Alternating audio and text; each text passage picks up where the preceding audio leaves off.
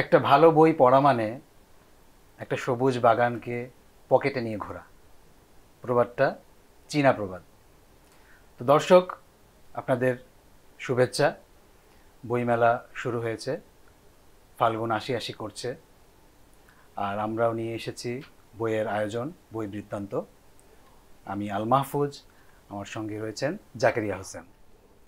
জুলাই অভ্যুত্থান পরবর্তী পরিবর্তিত পরিস্থিতিতে আমাদের এটি প্রথম বইমেলা, এবং এই বইমেলায় পাঠকের, দর্শকের জুলাই অভ্যুত্থানকে নিয়ে আলাদা একটি চাহিদা রয়েছে।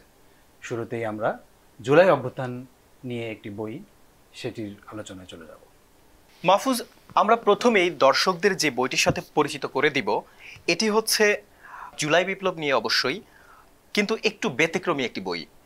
বইটির নাম দেখলেই দর্শকরা বুঝতে পারবেন, #জুলাই বিপ্লব। বইটি লিখেছেন ডক্টর ফারজানা মাহবুবা। তিনি একজন গবেষক, লেখক, একাধারে একজন সমাজকর্মী। তিনি প্রবাসে থেকে, সুদূর অস্ট্রেলিয়া থেকে উনি বাংলাদেশের জুলাইয়ের প্রেক্ষাপটটা কিভাবে দেখেছেন, দেশের ভেতর চলমান আন্দোলনটি তাকে কিভাবে প্রভাবিত করেছে, এই বিষয়গুলো নিয়েই উনি মূলত এই বইটিতে তার অভিজ্ঞতাগুলো শেয়ার করেছেন। বইটির সবচেয়ে আকর্ষণীয় একটি দিক হচ্ছে এর প্রচ্ছদ। দর্শকরা নিশ্চয়ই দেখতে পাচ্ছেন, প্রচ্ছদটি এঁকেছেন সেলিম হোসেন সাজু। বইটি এবারের বইমেলায় নিয়ে এসেছে ঐতিহ্য প্রকাশন। বইমেলার প্যাভিলিয়ন 28 থেকে বইটি দর্শক পাঠকরা সংগ্রহ করতে পারবেন। বইটির মূল্য ধার্য করা হয়েছে 250 টাকা। এই ছিল আমার কাছে। জুলাই অভ্যুত্থান থেকে আমি ফিরব বব ডিলানের। বইটির নাম হচ্ছে বব ডিলানের আত্মকথা ক্রনিকলস। সেই ক্রনিকলসের ভাষান্তর শওকত হোসেন। আমরা বব ডিলানকে বহু পরিচয়ে পরিচিত করতে পারি।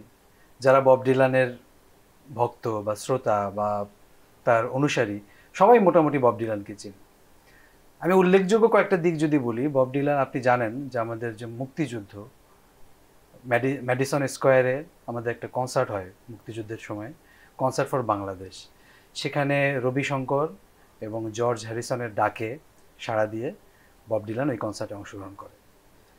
সো বলা যায় যে বব ডিলান আমাদের মুক্তিযুদ্ধ বা আমাদের দেশের যে একটা চেতনা, সেই চেতনার সঙ্গে বব ডিলানও অনেকটাই জড়িয়ে আছে, এটা বলা যেতে পারে।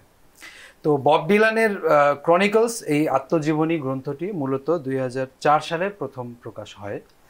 আর বাংলাদেশে এটির ভাষান্তর যিনি করেছেন তার নাম হচ্ছে শওকত হোসেন, এবং বইটি প্রকাশিত হয়েছে বেঙ্গল বুকস থেকে। এই বইয়ের প্রচ্ছদটি করেছেন হচ্ছে আজহার ফরহাদ। তো জাকারিয়া, আপনি এখন কোন বইটি ধরছেন? আমরা এই মুহূর্তে একটি ব্যতিক্রমী বইয়ের সাথে দর্শকদের পরিচিত করে দেব।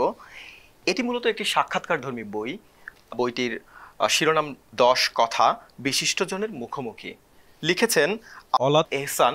এখানে মুর্তজা বশির, সানজিদা খাতুন, রফিকুল ইসলাম, এহসান আজিজুল হক, জাফর আলম সহ এরকম 10 জন বিশিষ্টজনের 11টি সাক্ষাৎকার এই বইটি তুলে ধরেছেন। তার মানে বিভিন্ন পেশার বা বিভিন্ন আঙ্গিকের মানুষের এখানে সন্নিবেশিত করা হয়েছে। বইমেলায় তো জাকারিয়া অনেক এরকম সাক্ষাৎকারমূলক বই প্রকাশিত হয়।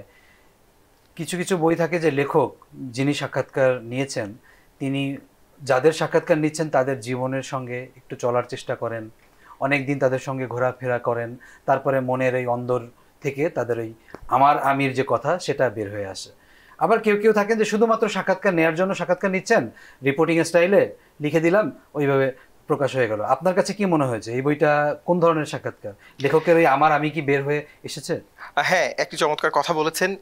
লেখক আলাপচারিতা বলেন বা সাক্ষাৎকারের মাধ্যমে এই সকল বিশিষ্ট ব্যক্তিদের এমন কিছু কথা বা এমন কিছু তাদের জীবনের অভিজ্ঞতা যেগুলো সম্পর্কে পাঠকরা হয়তো খুব বেশি জানেন না, সেগুলোই উনি তুলে ধরার চেষ্টা করেছেন তার এই বইটিতে। বইটি এবারের বইমেলায় প্রথম প্রকাশিত হয়েছে। বইটি নিয়ে এসেছে বেঙ্গল বুকস, এবং বইটির এই চমৎকার প্রচ্ছদটি এঁকেছেন আজহার ফরহাদ। আমার কাছে এই ছিল। তো মাহফুজ, আপনার কাছে পরবর্তীতে কি আছে? আমার কাছে রয়েছে একটি সিনেমার বই। সিনেমার বইয়ের নাম হচ্ছে রূপের চলৎ প্রবাহ। বইটি লিখেছেন আলম খোরশেদ। আমরা জানি যে বাংলাদেশের সিনেমায় আলম খোরশেদ একটা উল্লেখযোগ্য একজন নাম। তিনি সিনেমা নিয়ে কাজ করেন, সিনেমা নিয়ে লেখেন, এবং সিনেমা নিয়ে বিভিন্ন টিভি প্রোডাকশনে তিনি জড়িত রয়েছেন।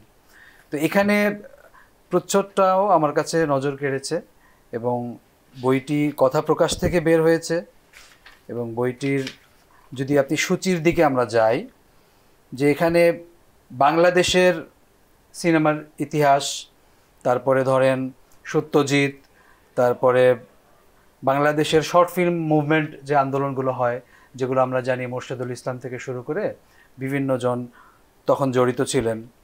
পাশাপাশি রুশ প্রামাণ্যচিত্র, রুশ সিনেমা নিয়ে রুশ মুভমেন্ট, তারপরে পারাজানভ নিয়ে একটি অধ্যায় রয়েছে। এই রকম বহু বেশ কিছু অধ্যায়ে এখানে সন্নিবেশিত হয়েছে। পাশাপাশি নিবন্ধ আছে বেশ কয়েকজন বিদেশি সিনেমা মেকার, এবং সাক্ষাৎকারও রয়েছে। সাক্ষাৎকার রয়েছে বাংলাদেশের তানভীর মোকাম্মেল এবং বিদেশের উম্বের্তো সোলাস। আর চিত্রনাট্য একটি রয়েছে সত্যজিৎ রায়ের সদ্গতি। এই সিনেমার বইতে শুধুমাত্র নিবন্ধ নেই, সেখানে নিবন্ধ রয়েছে, সাক্ষাৎকার রয়েছে, স্ক্রিপ্ট রয়েছে এবং বিদেশি নিবন্ধও রয়েছে।